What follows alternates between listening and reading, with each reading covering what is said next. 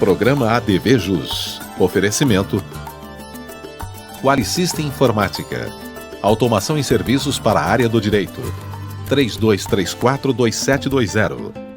A ARP, Associação dos Advogados de Ribeirão Preto. Seja sócio você também. Ligue 3965-5158.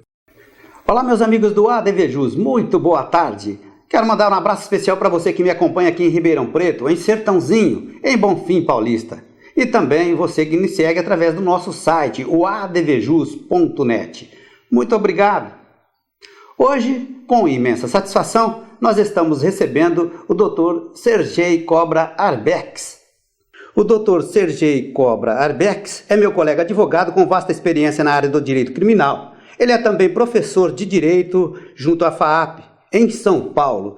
Lançou recentemente esta interessante cartilha aqui, de prerrogativas do advogado. A nossa pauta, delação premiada e constitucionalidade. O ADV Jus está no ar, fique aqui.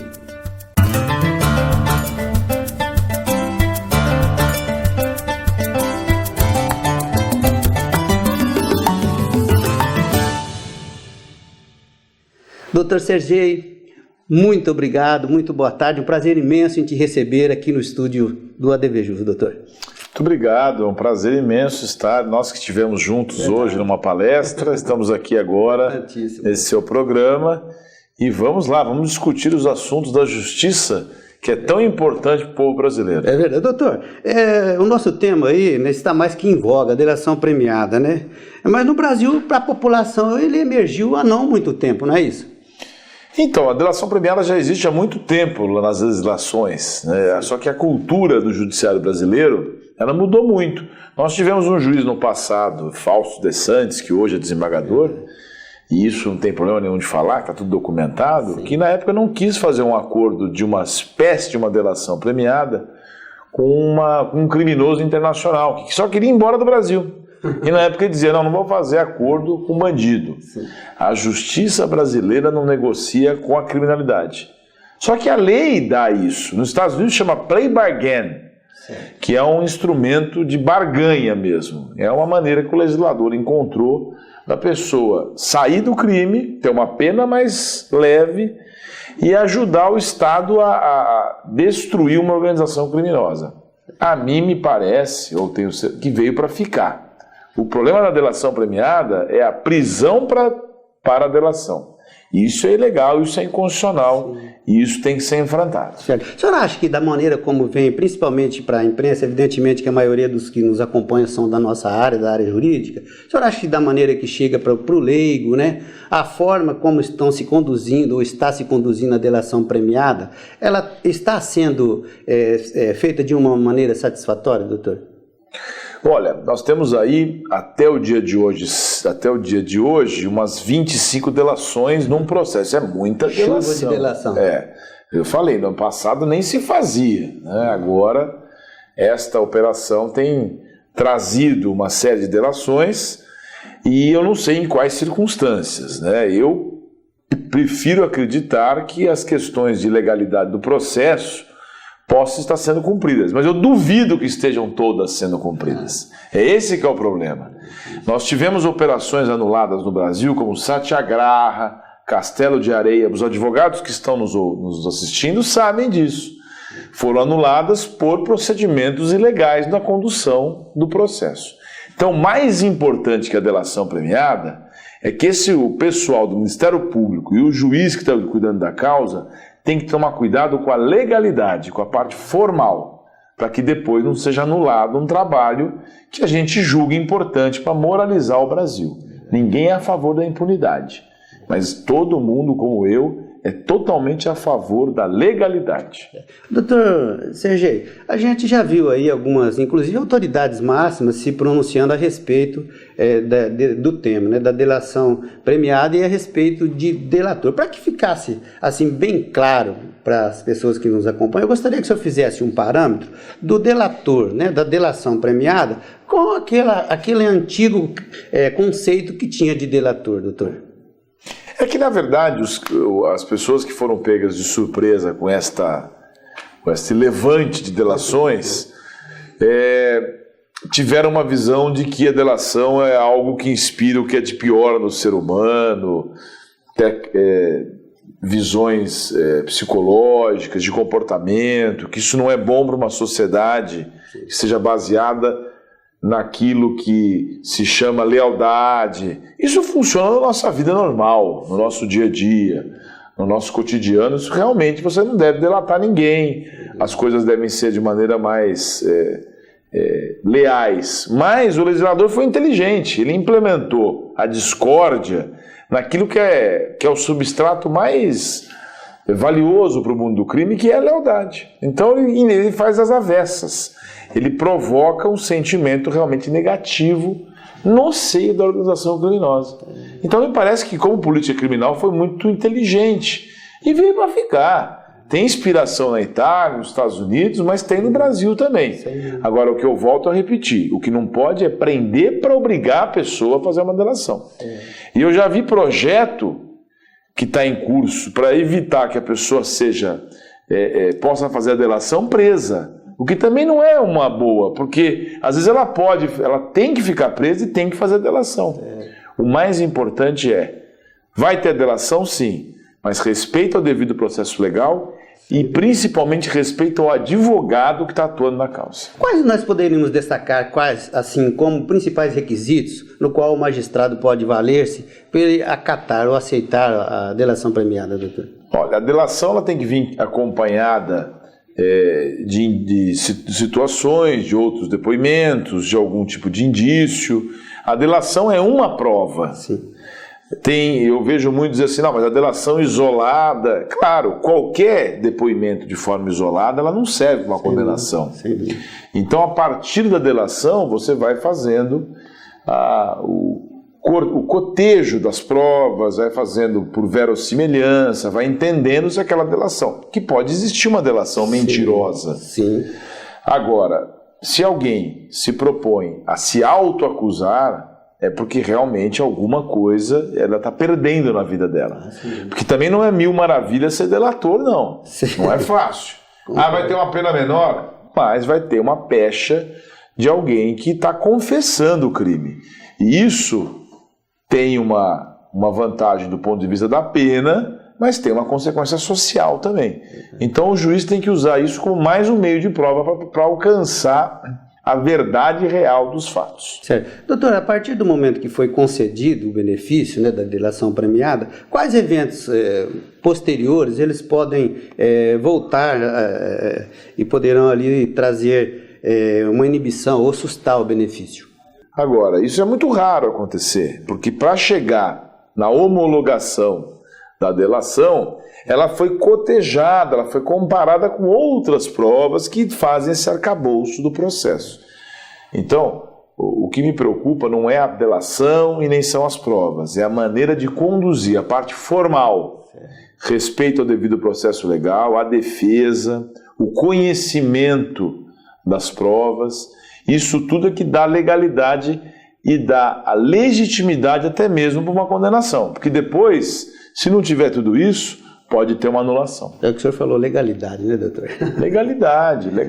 É isso. Nós temos que respeitar aquele que errou também, para que a gente possa um dia manter o respeito ao cidadão de bem também, que não ultrapassa os limites da lei. Tá certo. Olha, meus amigos, eu quero abrir aqui um parênteses no ADVJus TV de hoje, para parabenizar a todos os pais, ok? Hoje, Dia dos Pais, né? Neste dia tão especial para todos nós. Alô, senhor Ademar. Felicidades, ok? Nós vamos fazer um ligeiro intervalo aqui rapidinho. Voltamos já. Aguarde, por favor.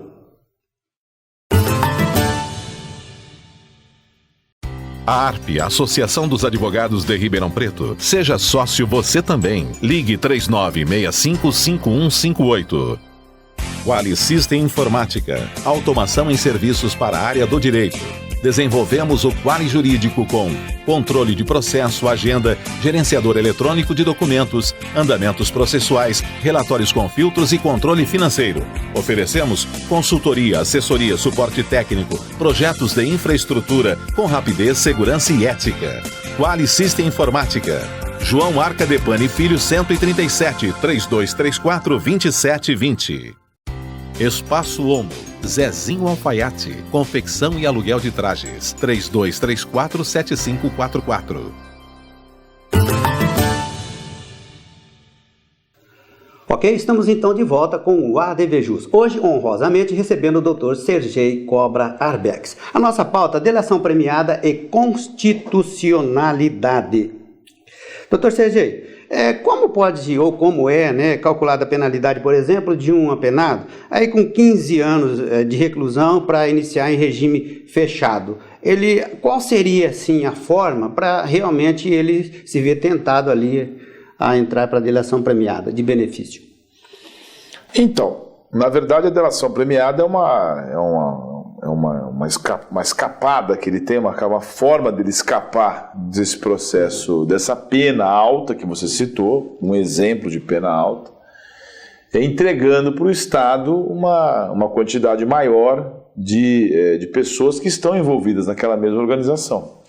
Então é uma negociação mesmo, baseada nas mais altas inspirações, de que o Estado busca não só a punição daquela pessoa, o encarceramento, a cultura da prisão, mas o Estado busca algo mais, que é o sistema pedagógico de exercer sobre as pessoas aquele sentimento de não cometer os crimes. Então ele tem à disposição dele, e o juiz é que vai decidir isso também, de acordo com o tamanho da contribuição que ele der, ele vai ter uma diminuição substancial com relação ao delito que ele está sendo acusado. Então isso vai depender do tamanho da delação. Quanto mais ele entregar, quanto mais ele delatar, quanto mais o Estado for beneficiado com o seu depoimento, ele pode ter uma redução mais substancial. E assim é bom que seja assim, porque senão você também poderia limitar a delação a um determinado tempo. Então, se alguém tem alguma coisa a delatar, vai ter um benefício menor. Alguém, se tiver muita coisa, vai ter um benefício maior. Doutor, nós observamos aí, prisões preventivas e prisões provisórias, muitas ilegais, Como o senhor vê isso? Não, isso é absurdo. Prisão preventiva e prisão temporária, elas servem de maneira excepcional. A temporária, então, ela está lá na lei, é em caráter excepcional. É só se for de extrema necessidade, imprescindível a investigação. Está na lei das prisões temporárias. E muita coisa não é imprescindível a investigação. A preventiva, por sua vez, que muitas vezes a pessoa fica na temporária, depois é renovada e depois vai para a preventiva. Porque a temporária, na lei dos crimes hediondos, ela tem um prazo maior. Então ela fica ainda numa condição pior. A preventiva não tem prazo estabelecido, o que é pior ainda. E ela tem requisitos muito claros. Se o cidadão vai se opor a comparecer ao processo, ou pode fugir, ou põe algum risco à instrução, ou representa alguma situação grave, ele tem algum risco à segurança das pessoas, pela violência. Fora isso, a regra no Brasil é responder o processo em liberdade. A exceção é a prisão. E ela deve vir com a condenação transitada em julgado. Isso é um princípio basilar. Só que a população que está nos assistindo, fala, mas isso é conversa de advogado criminal. Não é, não. Isso é o que tem que acontecer. Porque todo mundo tem o direito de lutar pela sua inocência. Se ao final for comprovado, com os recursos, que não atrapalham a justiça, isso é uma invenção de algumas pessoas, que atrapalha a justiça ela mesma, se ao final de tudo isso ele estiver aqui preso, aí sim vai ter que cumprir. Antes disso, ele vai ficar em liberdade sim, porque é assim que tem que ser. Doutor, nesse mesmo viés que o senhor está se reportando aí, a respeito justamente da opinião pública principalmente, existem aí notoriamente certas confusões entre confissão e delação. Eu queria que o senhor pontuasse, por favor, essas duas.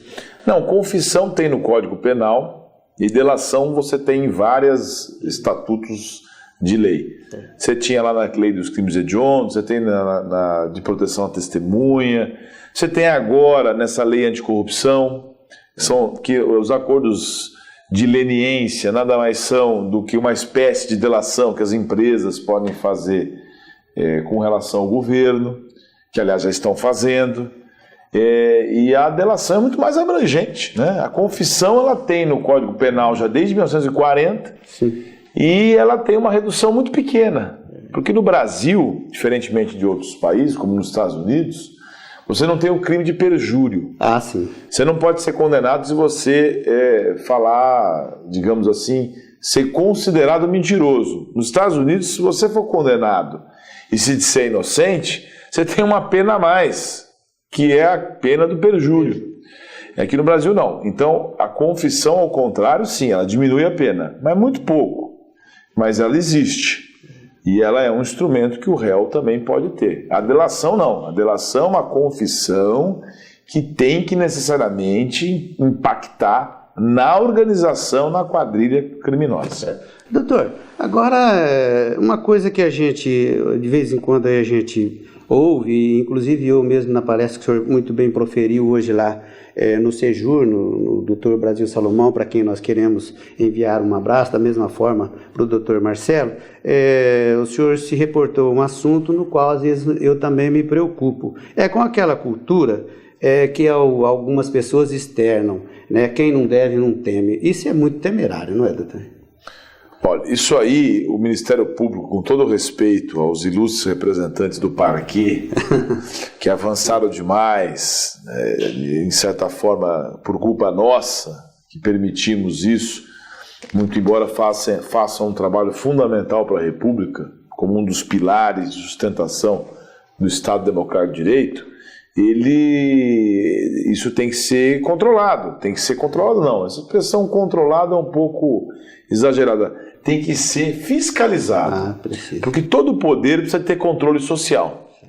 E a magistratura e o Ministério Público não é diferente. Então, esta sanha acusatória, essa fúria acusatória de colocar um sistema de tensão, inverter, você é culpado até que você prove inocente, isso é um absurdo. E esse não deve, não teme, ele é irmão daquela história de que se fosse o teu filho, você não gostaria. Se o seu filho sofresse uma violência, você não gostaria que tivesse punição?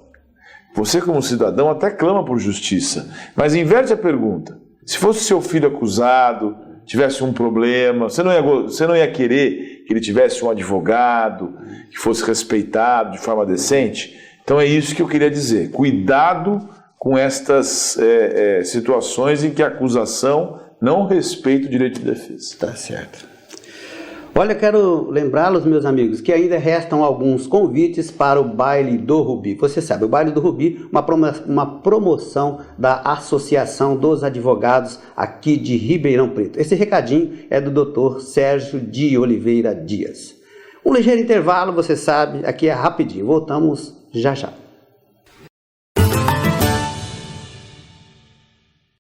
Espaço Omo, Zezinho Alfaiate, confecção e aluguel de trajes, 3234-7544. Quali System Informática, automação em serviços para a área do direito. Desenvolvemos o Quali Jurídico com controle de processo, agenda, gerenciador eletrônico de documentos, andamentos processuais, relatórios com filtros e controle financeiro. Oferecemos consultoria, assessoria, suporte técnico, projetos de infraestrutura com rapidez, segurança e ética. Quali System Informática. João Arcadepani Filho 137, 3234-2720. A ARP, Associação dos Advogados de Ribeirão Preto. Seja sócio você também. Ligue 3965-5158.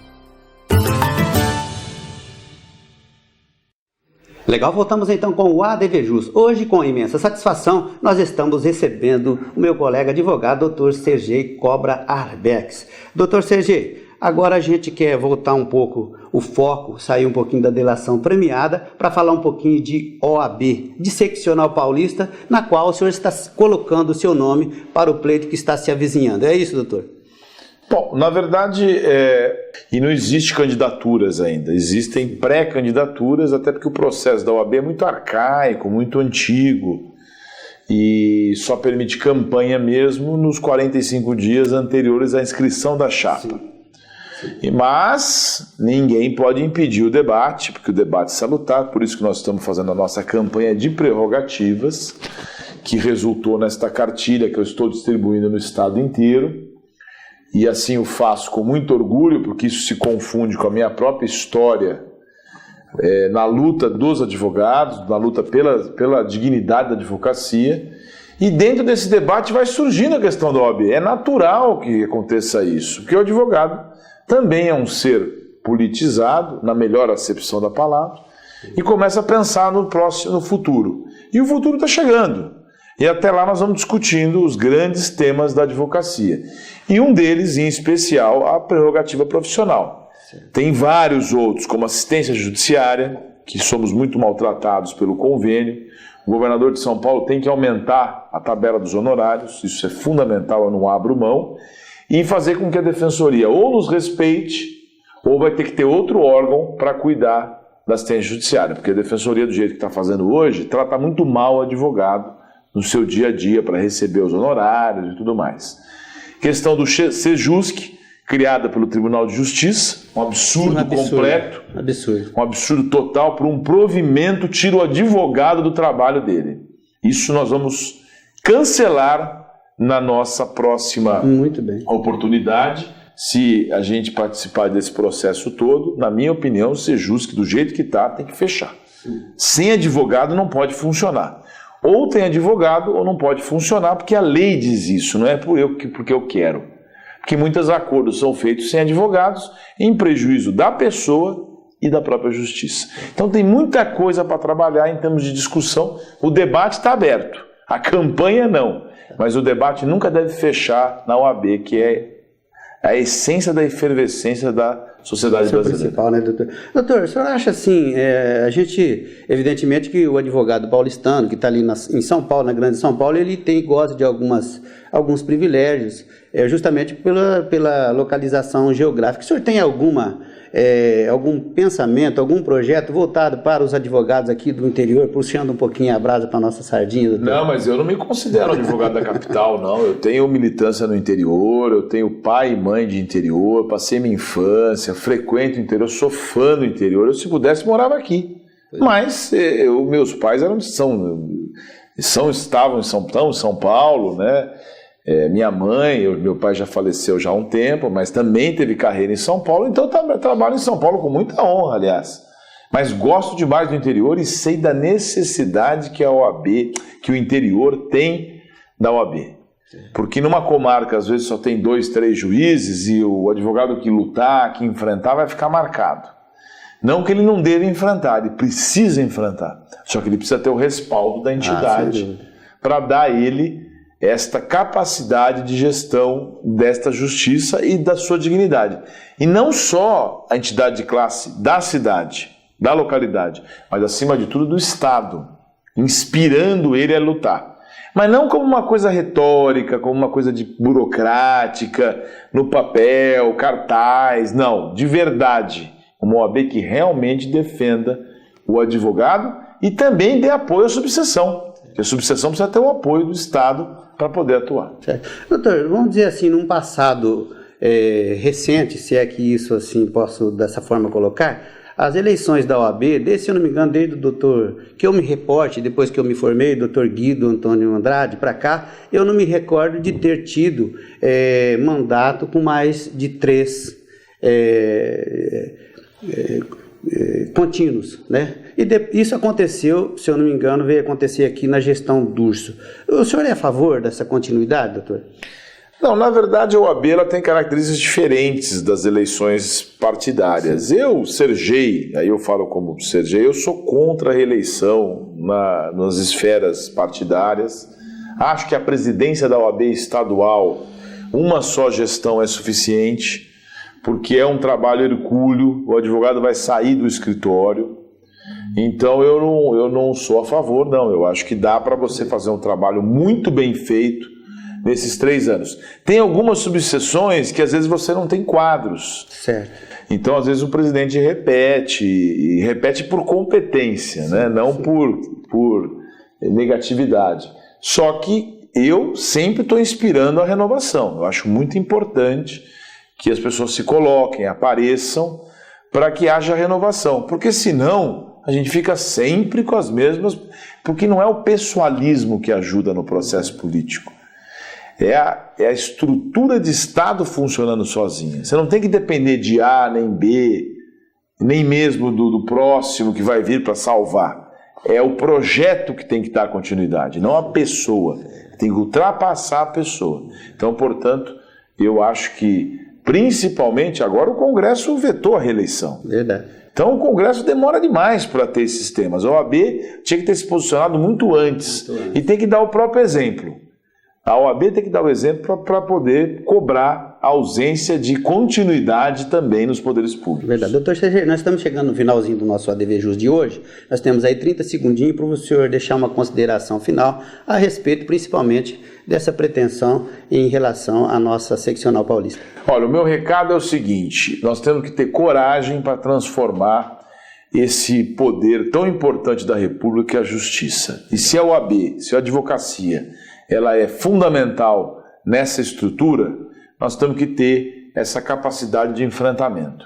Não é radicalismo, não. É transformação, é evolução com responsabilidade.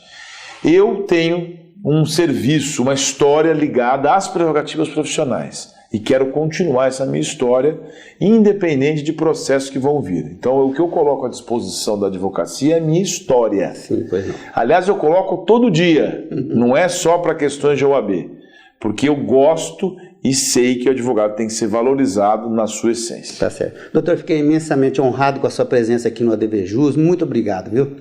Muito parabéns pelo seu programa e parabéns por abordar temas tão importantes para a advocacia e para a cidadania. Tá certo. Legal, a ADVJus vai ficando por aqui, prometendo voltar no próximo domingo, certeza. Você pode novamente ver este programa com o Dr. Sergei, é só você acessar o nosso site, o advjus.net. Reitero, um feliz Dia dos Pais a todos, ok? Domingo voltamos, um forte abraço, até lá!